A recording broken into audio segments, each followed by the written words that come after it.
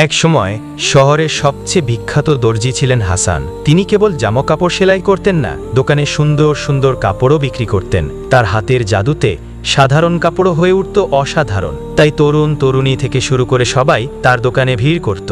একদিন দীর্ঘ ও ক্লান্তিকর কাজের পর হাসান দোকান বন্ধ করার প্রস্তুতি নিচ্ছিলেন। এমন সময় দোকানে ঢুকলো এক রহস্যময়ী নারী। তার দীর্ঘ কালো পোশাকে কেমন যেন এক শীতল গম্ভীরতা। হাসানের কেমন এক অদ্ভুত অনুভূতি হলো।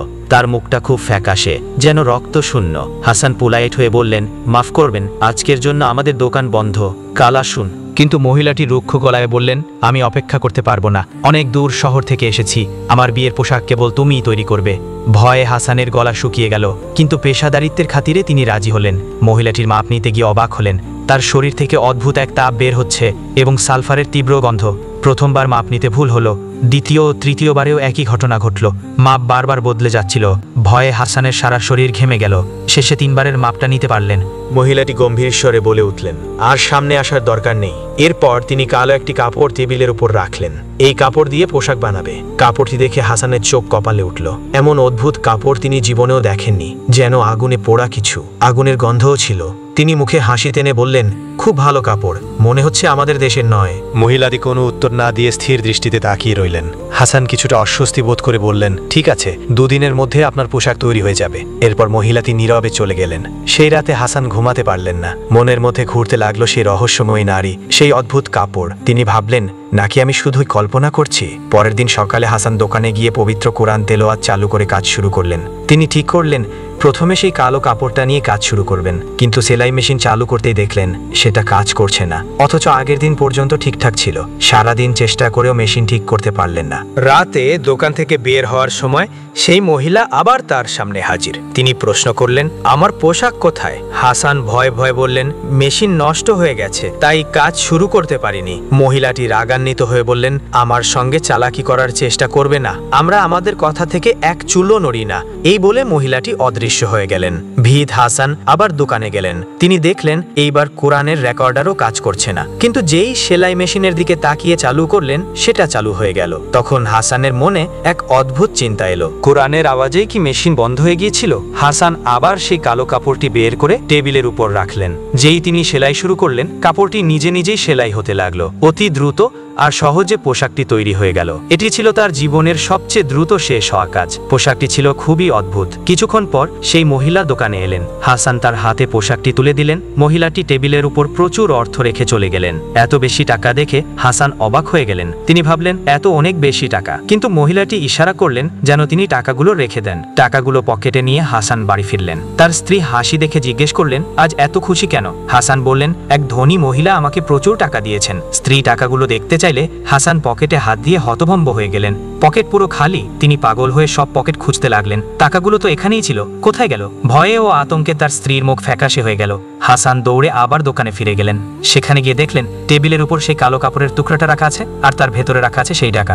এবার কাপড়ের উপর কিছু লেখা দেখতে পেলেন, আমি একজন জিন নারী, আমার রাজা আমাকে পাঠিয়েছেন একজন সৎ ও সাহসী মানুষ খুঁজে বের করার জন্য, যিনি তাকে বিপদ থেকে উদ্ধার করতে পারবেন। যদি আপনি রাজি থাকেন, কাল ফজরের আজানের পর আমি আপনার জন্য অপেক্ষা করব। হাসান দ্রুত বাড়ি ফিরে স্ত্রীকে সব জানালেন। তার স্ত্রী বললেন, আমি আগেই বুঝেছিলাম, তবে তার কথা শুনে মনে হচ্ছে সে কোনো অবিশ্বাসী জিন নয়। তুমি যদি তাকে সাহায্য করতে পারো তাতে কোনো ক্ষতি হবে না। স্ত্রীর কথায় সাহস পেলেন হাসান। পরের দিন ফজরের পর তিনি দোকানের দিকে রওনা দিলেন। ভয় তার শরীর কাঁপছিল।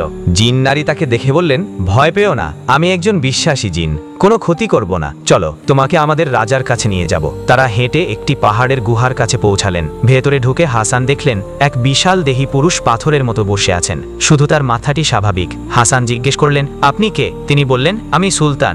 আমারই এক বিশ্বাসী মন্ত্রী জাদুকরদের সঙ্গে হাত মিলিয়ে আমাকে জাদু করে এই অবস্থায় ফেলে দিয়েছে, কারণ আমি জাদুকরদের বিরুদ্ধে যুদ্ধ ঘোষণা করেছিলাম। হাসান বুঝতে পারলেন তিনি সেই সুলতান যিনি 10 বছর আগে নিখোঁজ হয়েছিলেন। তিনি জিজ্ঞেস করলেন, আমি আপনাকে কিভাবে সাহায্য করতে পারি? সুলতান বললেন, জাদুকরেরা একটি কালো পাথর ব্যবহার করে আমাকে জাদু করেছে, আর সেই পাথরের কাছেই আছে এক ঐশ্বরিক আংটি, যা তাদের ক্ষমতা নষ্ট করে দেয়। অনেক জিন সৈন্য সেই আংটি খুঁজতে গিয়ে ধ্বংস হয়েছে।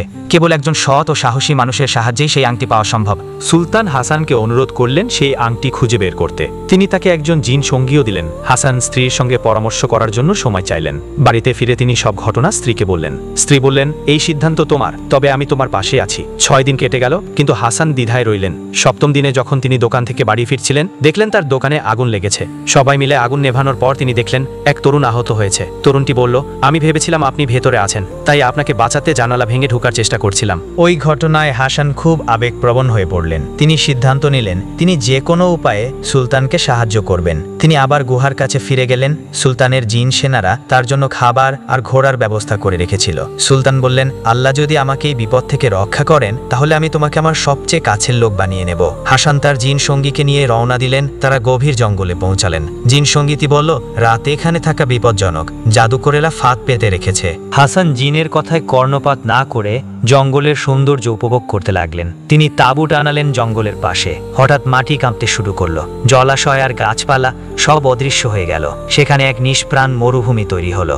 জিন বলল, জাদুকরেরা কালো পাথরের শক্তিতে এমন অনেক ফাঁদ তৈরি করেছে, আমাদের আরো সতর্ক থাকতে হবে। জিনটি হাসানকে বলল, জাদুকরেরা যাতে তোমার পরিচয় জানতে না পারে তাই তুমি একা জঙ্গলের ভেতর ঢুকো, আমি পরে তোমার সঙ্গে যোগ দেব। হাসান জঙ্গলের ভেতর ঢুকলেন। জায়গাটি মানসিক ভারসাম্যহীন মানুষে ভরা ছিল। তিনি হেঁটে হেঁটে একটি গ্রামে পৌঁছালেন। এক কুজো মানুষ তাকে রাতে থাকার আশ্রয় দিলেন। রাতে হাসান শুনতে পেলেন জিনের ফিসফিসানি, পালিয়ে যাও, এই গ্রামের লোকেরা জাদুকরদের সহযোগী। জিনটি তাকে নিয়ে গ্রামের এক বৃদ্ধের কাছে গেল, যিনি ছিলেন সুলতানের পুরানো বন্ধু। বৃদ্ধ বললেন, আংটিটি সেই জায়গায় আছে যেখানে জাদুকরেরা প্রতারণা করে এক সৎ মানুষের কাছ থেকে কালো পাথর তুলেছিল। বৃদ্ধের কথায় হাসান এবং জিন সেই সৎ মানুষটির কাছে গেলেন। তিনি তাদের সাহায্য করতে রাজি হলেন। বললেন, আজ রাতে চন্দ্রগ্রহণ হবে, এই সময়টা কাজের জন্য উপযুক্ত।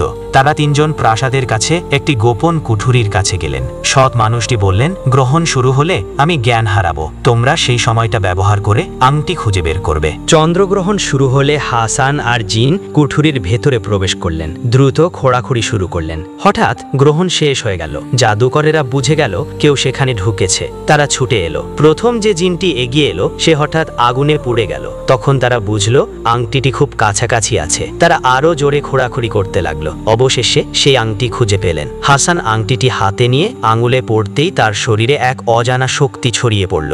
জাদুকর ও দুষ্টু জিনেরা ভয়ে পালাতে শুরু করলো। হাসান ও জিন ফিরে গেলেন সেই গুহার কাছে। সুলতান খুশি হয়ে বললেন, আমি জানতাম তুমি সফল হবে, এবার আংটিটা আমার আঙুলে পরিয়ে দাও। হাসান সুলতানের আঙুলে আংটিটি পরিয়ে দিলেন। সঙ্গে সঙ্গে সুলতান তার আসল রূপে ফিরে এলেন। তার পাথরের শরীর রক্ত মাংসের হয়ে গেল। সুলতান তার জিন সেনাদের আংটি দেখিয়ে ইশারা করলেন। তারাও আসল রূপে ফিরে পেল। তারা সবাই মিলে সেই জঙ্গলকে জাদুকরদের হাত থেকে মুক্ত করল। সুলতান তার প্রাসাদে ফিরে এলেন। পুরো রাজ্যে আনন্দের বন্যা বয়ে গেল। হাসান বাড়িতে ফিরে স্ত্রীকে সব জানালেন। তার স্ত্রী খুব খুশি হলেন। হাসান বুঝতে পারলেন সৎ সাহস আর বিশ্বাসী জীবনের সবচেয়ে বড় শক্তি।